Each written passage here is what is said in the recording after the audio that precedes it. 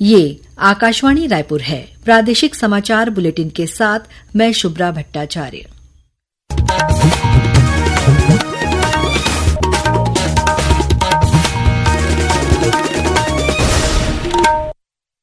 और अब पेश है आज के मुख्य समाचार। वित्त मंत्री ओपी चौधरी ने आज विधानसभा में आगामी वित्तीय वर्ष के लिए 1,65,000 करोड़ रुपए का बजट पेश किया। ये बजट गति यानी गुड गवर्नेंस, अधोसंरचना, टेक्नोलॉजी और इंडस्ट्रियल ग्रोथ पर केंद्रित है। मुख्यमंत्री ने कहा कि इस बजट से विकास और जन कल्याण के कार्यों को तेजी से आगे बढ़ाने में मदद मिलेगी। और कांग्रेस ने आज रायपुर में ईडी ऑफिस के सामने किया धरना प्रदर्शन। अब समाचार विस्तार से। वित्त मंत्री ओपी चौधरी ने आज विधानसभा में वर्ष 2025-26 का बजट पेश किया। ये बजट 1,65,000 करोड़ रुपए का है, जो पिछले बजट से 12% अधिक है। बजट पेश करते हुए वित्त मंत्री ने कहा कि इस वर्ष का बजट गति यानी गुड गवर्नेंस, अधोसंरचना, टेक्नोलॉजी और इंडस्ट्रियल ग्रोथ पर केंद्रित है। वित्त मंत्री ने हस्तलिखित बजट पेश किया। ये पहला मौका है जब राज्य में कंप्यूटर से टाइप्ड बजट की जगह खुद वित्त मंत्री ने अपने हाथों से लिखा 100 पृष्ठों का बजट सदन में प्रस्तुत किया। हमारा पूरा फोकस गति पर, और गति में जी का अर्थ है गुड गवर्नेंस, ए का अर्थ है एक्सीलरेटिंग इंफ्रास्ट्रक्चर, टी का अर्थ है टेक्नोलॉजी और आई का है इंडस्ट्रियल ग्रोथ। ये चारों बिंदुओं के माध्यम से हम अपने आर्थिक विकास की गति को तेज करेंगे और उस आर्थिक विकास की जो तेज गति होगी उससे सीधी सी बात है हमारे जीडीपी का साइज बढ़ेगा, हमारे टैक्स कलेक्शंस बढ़ेंगे, बिना रेट बढ़ाए अच्छा कलेक्शन बढ़ेगा, आर्थिक विकास का सीधा लाभ मिलेगा। और आर्थिक विकास जब होगा तभी हम गरीब कल्याण या युवा कल्याण या नारी कल्याण या किसान कल्याण की योजनाओं को ला सकते हैं। वित्त मंत्री ने बजट में 10 नवीन योजनाओं की घोषणा की है, जिसमें मुख्यमंत्री नगरोत्थान योजना, मुख्यमंत्री मोबाइल टावर योजना, मुख्यमंत्री परिवहन योजना, मुख्यमंत्री बाईपास एवं रिंग रोड निर्माण योजना, मुख्यमंत्री गृह प्रवेश सम्मान योजना, मुख्यमंत्री गवर्नेंस फेलोशिप, सियान केयर योजना, पीएम सूर्य घर मुफ्त बिजली योजना, अटल सिंचाई योजना, छात्र स्टार्टअप एवं नवाचार नीति तथा राष्ट्रीय स्टॉक एक्सचेंज के साथ छात्र कौशल कार्यक्रम और वित्तीय निवेश प्रशिक्षण योजना शामिल हैं। नई योजनाएं जो आदरणीय मुख्यमंत्री जी के नेतृत्व में हमने लाया है, मुख्यमंत्री नगरोत्थान योजना, जो बड़े नगर निगम के क्षेत्र हैं 14 हमारे, उनमें अर्बन डेवलपमेंट के माध्यम से आर्थिक विकास कैसे तीव्रता से हो सके, इसके लिए मुख्यमंत्री नगरोत्थान योजना लागू की जा रही है। उसमें 500 करोड़ रुपए का बजटीय प्रावधान रखा गया है। मुख्यमंत्री मोबाइल टावर योजना, मोबाइल टावर अंदरूनी क्षेत्रों में लगा सके, इसका भी पहला चरण प्रारंभ किया गया है। मुख्यमंत्री सुगम परिवहन योजना, बस्तर सरगुजा अंचल में जो अंदर के गांव है वहां तक बस वगैरह कुछ जाता नहीं है, तो उसको बीजेपी के माध्यम से ऐसे अंचल में जो नक्सल प्रभावित गांव हैं, जो अंदरूनी क्षेत्र हैं, वहां पर बस चलाने के लिए प्रयास किया जाएगा। मुख्यमंत्री रिंग रोड निर्माण योजना, इसी तरह से मुख्यमंत्री गृह प्रवेश सम्मान योजना, इसी तरह से मुख्यमंत्री गवर्नेंस फेलोशिप, मुख्यमंत्री सुशासन फेलोशिप योजना भी लाई गई है। इसी तरह से अटल सिंचाई योजना, वर्षों से कई सिंचाई परियोजनाएं लंबित हैं, उनको ध्यान में रखते हुए 5,000 करोड़ रुपए योजना में खर्च किया जाएगा। वित्त मंत्री ने पेट्रोल पर वैट कटौती करते हुए पेट्रोल की कीमत पर 1 रुपए प्रति लीटर कम करने की घोषणा की है। पेट्रोल के कीमत पे 1 रुपए की कमी की गई है। जीएसटी के अंतर्गत, जो पहले जीएसटी रिजीम के पहले वैट था, वैट के अंतर्गत 25,000 से कम की जो देनदारियां वाले केस थे, ऐसे करीब 62,000 केस थे और 40,000 व्यापारियों के केस पड़े हुए थे, उनको ओटीएस स्कीम लाकर वन टाइम सेटलमेंट करते हुए हमने समाप्त कर दिया है। जीएसटी में जो ईवे बिल जनरेट होता था, 50,000 से ऊपर की बिलिंग हो रही, ईवे बिल कंपलसरी था, उसको ईज ऑफ डूइंग बिजनेस के तहत 50,000 से बढ़ाकर 1 लाख कर दिया गया है। कर्मचारियों का डीए 53%, 50% से बढ़ाकर 53% कर दिया गया है। पत्रकार सम्मान निधि की राशि को 10,000 से बढ़ाकर 20,000 करने का निर्णय लिया गया है और पत्रकार साथियों का एक्सपोजर टूर भी कराया जाएगा, उसके लिए 1 करोड़ रुपए का प्रावधान किया गया है। बजट में जशपुर जिले के कुनकुरी में नया मेडिकल कॉलेज खोलने की घोषणा की गई है। बजट पेश करते हुए वित्त मंत्री ने कहा कि सरकार ने प्रदेश में सड़कों का नेटवर्क मजबूत करने के लिए रोड प्लान 2030 तैयार किया है। इसके तहत छोटे शहरों के लिए मुख्यमंत्री रिंग रोड योजना शुरू की जाएगी। रायपुर और उसके आसपास के क्षेत्रों के विकास के लिए स्टेट कैपिटल रीजन विकसित किया जाएगा। राज्य में नई सड़कों के निर्माण के लिए बजट में 2,000 करोड़ रुपए का प्रावधान किया गया है।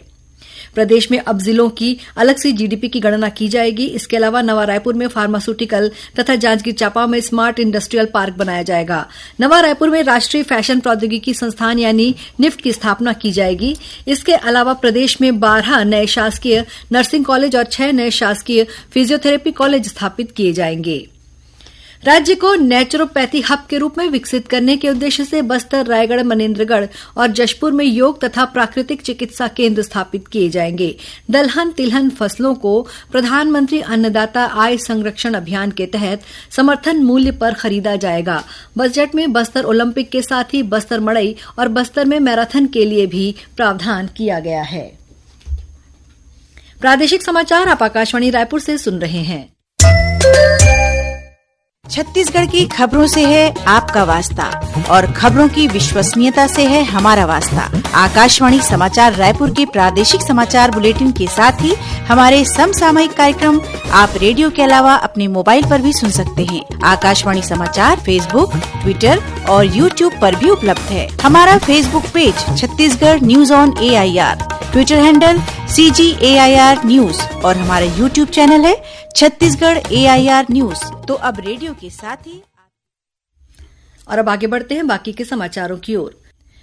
प्रदेश के बजट में बिलासपुर, अंबिकापुर और जगदलपुर से उड़ान सेवाओं को बढ़ावा देने के लिए क्षेत्रीय कनेक्टिविटी योजना और अधोसंरचना के तहत 40 करोड़ रुपए का प्रावधान किया गया है। इसके अलावा स्वास्थ्य सेवा के क्षेत्र में सरोना, रायपुर और जनकपुर, मनेन्द्रगढ़ में 100 बिस्तरों वाले नए अस्पताल की स्थापना के लिए प्रावधान राशि प्रदान की गई है। वहीं तखतपुर, बिलासपुर में 50 बिस्तरों वाले महिलाओं और बच्चों के अस्पताल, मनेन्द्रगढ़ में मनोरोग अस्पताल, राखी, सारिया और कटघोरा में सामुदायिक स्वास्थ्य केंद्र का उन्नयन और रायपुर, बिलासपुर और रायगढ़ में शहरी प्राथमिक स्वास्थ्य केंद्र के लिए प्रावधान किया गया है।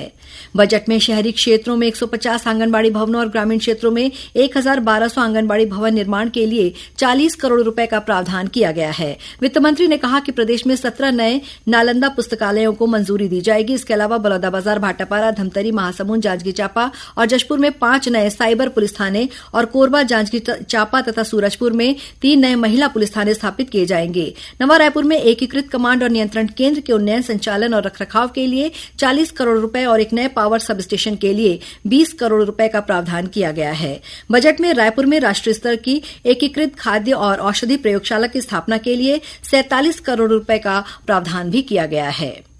बजट पर अपनी प्रतिक्रिया व्यक्त करते हुए मुख्यमंत्री विष्णुदेव साय ने कहा है कि इस बजट से विकास और जनकल्याण के कार्यों को तेजी से आगे बढ़ाने में मदद मिलेगी। ये बजट राज्य को तेजी से विकास के पथ पर ले जाने वाला और वर्ष 2030 के लक्ष्यों की ओर अग्रसर करने का संकल्प है।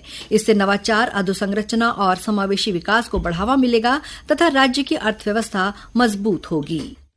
आज वर्ष 2025-26 का आम बजट विधानसभा में हमारे सरकार के वित्त मंत्री श्री ओपी चौधरी जी ने प्रस्तुत किया है। ये बजट हमारे छत्तीसगढ़ के सुनहरे भविष्य का बजट है और ये बजट छत्तीसगढ़ के सभी वर्गों को नई ऊंचाइयों में पहुंचाने का ये बजट है। पहली बार पूरे प्रदेश में सड़क निर्माण के लिए 2000 करोड़ का अलग से प्रावधान किया है।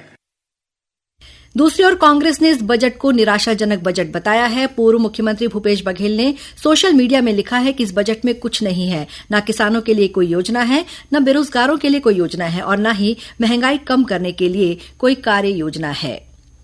कोल लेवी वसूली और मनी लॉन्ड्रिंग घोटाला मामले में गिरफ्तार निलंबित IAS रानू साहू, सौम्या चौरसिया और व्यवसायी सूर्यकांत तिवारी को सुप्रीम कोर्ट ने अंतरिम जमानत दे दी है। हालांकि रानू साहू और सौम्या चौरसिया के ऊपर DMF घोटाला मामले में EOW द्वारा दर्ज मामले में दोनों को जमानत नहीं मिली है।